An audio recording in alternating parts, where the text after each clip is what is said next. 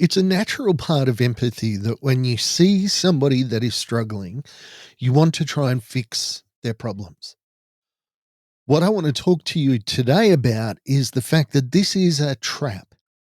If we get into this idea that we can fix the people around us, it can become dangerous, not just for you, but for them as well. And it's a difficult subject, but it's one that I want to talk about today, particularly for people that are caring for other people with mental illness. And I'll tell you why I want to have this conversation. It's because of something that came out in a session just this last week. And there's a lot of misconceptions, and I want to dive in and I want to talk about this because it's really, really important that we understand the limits to what we can and can't do for those people that we're caring for. Let's dive right in and see what happens. Welcome to Mark My Words. Mark My Words is the story of my journey from a place where I was shattered to where I could live again. There's someone in your life that is suffering. They are in pain. You can see it. You can watch it. There's no doubt in your mind that they are suffering incredible pain. And you want to do anything that you can to help them. The thing to understand is that you have limits to what you can and can't do. And let's dive into that a little bit because this is really, really important. So, somebody's struggling. They're doing it tough. You love them. You care for them. You are just another human that wants to see another human do well. As soon as you take on the burden of feeling like you need to fix them, or you are the cure, or you are the reason that they can get quote unquote better, you're setting yourself up for a fail. And it goes both ways. You are not going to be able to fix them. Why is that? Well, because you love them. You can't tell them hard truths. You don't have the training. You don't have the wherewithal to affect change in this person's life in a way that's dispassionate and not filled with emotion. Now, a psychologist would be highly recommended to not treat their own family. And I can't think of an ethical psychologist that would do this because they know that they don't have the ability to step back and not be emotive, not be put themselves in the middle of the emotions. So my wife used to say it like this. She had to stop herself going with me into my negative emotions. So she would see me get sad and sad and sad and sad, and she would become sad because she had empathy. She wanted to be with me. And she would be sad for no reason. And she found that she was getting sadder and sadder and sadder. She couldn't make herself feel better. She was damaging her own mental health. She had to learn, and I had to learn with my kids, that I can't go with them to their deep emotions. Because as soon as I do, my mental health starts to spiral. Would I do anything for my kids? Absolutely, without question. Is there anything that I wouldn't do for them? Probably not. That's healthy. But when it comes to their mental health, even though I talk about this stuff, even though I've written a book, even though I podcast, even though I speak in schools and workplaces hundreds of times a year, I cannot fix my kids. I have a guy that I know pretty well, become friends. He lives with mental illness as well. I am tempted, even though I know better, to try and offer him guidance. And I want to. And in my heart, I'm like, I know that you need to do this, but that is not my job. And as soon as I take on that burden, that carer burden, it changes the nature of our relationship. I can become very bitter towards him. You're not getting better. You're not doing what I say. Whereas if I'm just seeing my job, if I limit myself to this idea that my job is just to love you, support you, and stand with you, I can make recommendations. Have you called your doctor? Have you had your pills today? Have you gone for a walk? Have you done this? Have you done that? That is not taking on the carer role. The carer role is, all right, I'm going to do this for you because you can't do it for yourself. And I'm going to keep doing it for you. So I'm going to call you every morning. I'm going to help you take your pills. I'm going to make sure you do this. I'm going to make sure you do that. I'm going to make sure you do this.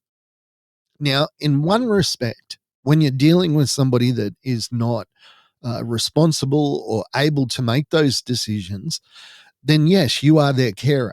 And that's something that you need to understand. But you need to understand that there are limits to what you can do.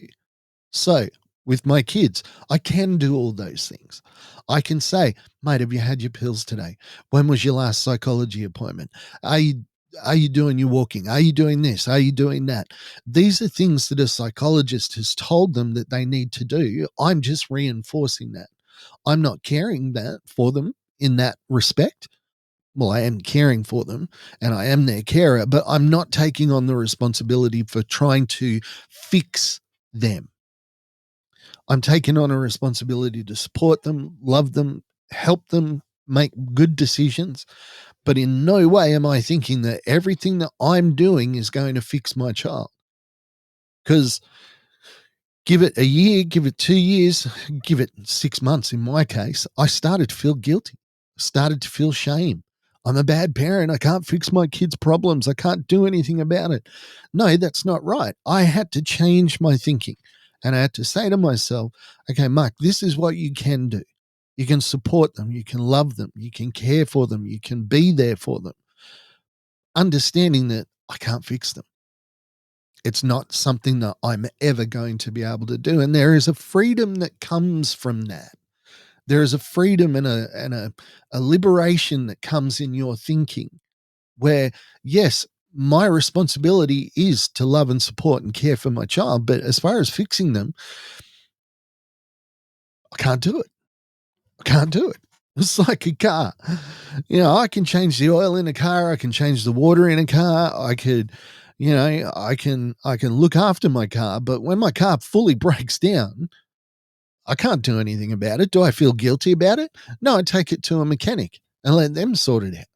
I explain to them all the care that I've done, all the things that I've done to look after them, but I'm not responsible for it being fixed. Now, there are people that can do that, and I get that, but that's not the point that I'm making here today. 99.9999% of the people that are listening today are not going to be industry mental health professionals and aren't going to be able to say, no, I could fix my own child. And if you can, good luck, more power to you.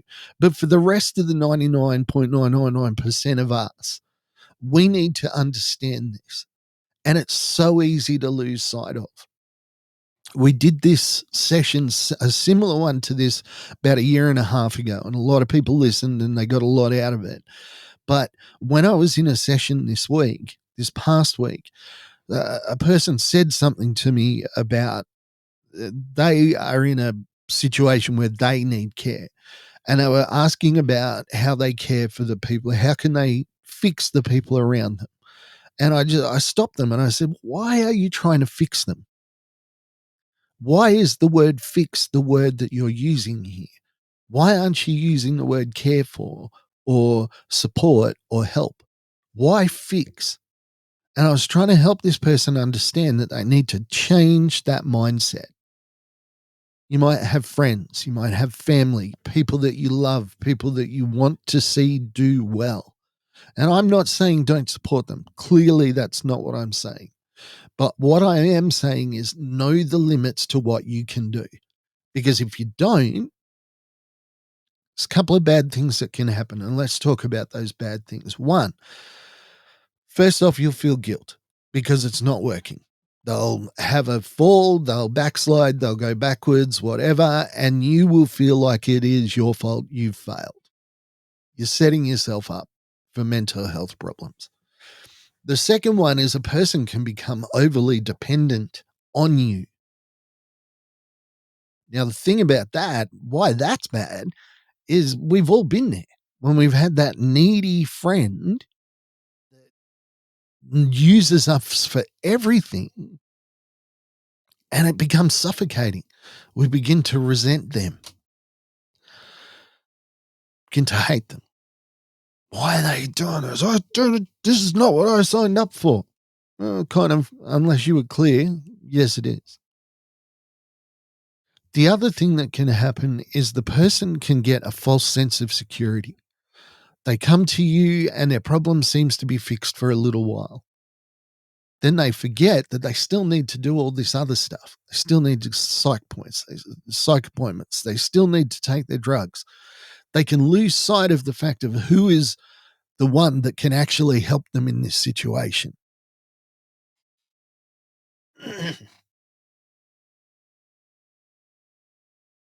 They can lose sight of the fact that you are just part of the team. You are not the team.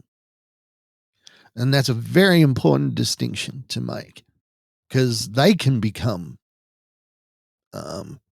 angry at you, resentful. Why aren't you fixing me? Why, when I called you at 2 a.m, didn't you come running over to my house?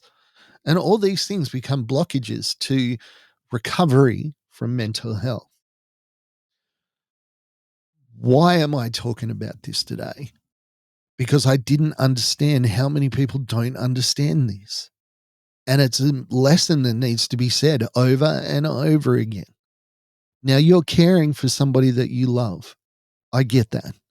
You want to do anything in the world that you can to help them. And I get that. But unless you place those limits in your own mind about what you can and can't do, I'm afraid that it's only going to end up as a negative. Now, see yourself as part of the team. I say that thing, mental illness is a team sport. Nobody goes through it by themselves. Everybody around them is going through it as well. But not everybody has the same role. Some people are cheerleaders. Some people are teammates. They're going through the same experience. Some people are coaches. Some people are managers. For most of us, we can be cheerleaders. The coaches, they need to be professional. They need to understand the game. They need to understand what's going on. And if we don't understand it to that level, then be the cheerleader. And it's an important role. It seems so silly to an Australian when we talk about cheerleaders being important. Because when we think about the sport, we think about the players. When I lived in America, I was stunned at how integral the cheerleaders actually are to the whole process. We assume that it's kind of like eye candy. You get sick of looking at the boys. You can look at these pretty girls jumping around in short skirts. I'm sure that's part of it. But it's so much more when you go through the the the process of watching how it works through school and how it develops and how the players depend on the cheerleaders and the cheerleaders have a literal role, which to an Australian makes no sense whatsoever. How can the eye candy help? Well, in a real sense, in America, cheerleaders aren't eye candy. They are an integral part of the sporting process. It's weird. It's hard to explain. But let's translate that to the mental health story. If you're there, if you're telling a person that they're doing great, if you're letting them know where they're doing really, really well, if you let them know that when things are down, you are still on their side, you're giving them hope. From the outside, you're a voice that's just saying, you know what? I am standing with you no matter what. If we lose, I'm still with you. I lose as well. If we win, I win as well. Now, the cheerleaders never go on the field. They never touch the football or the ball or the whatever you're playing, but they're there and they want to be there and they want to support you. and they want you to know that you are supported. So when I say be a cheerleader, that's what I'm talking about. Be the person that's on the sidelines, letting the person know that I'm rooting for you.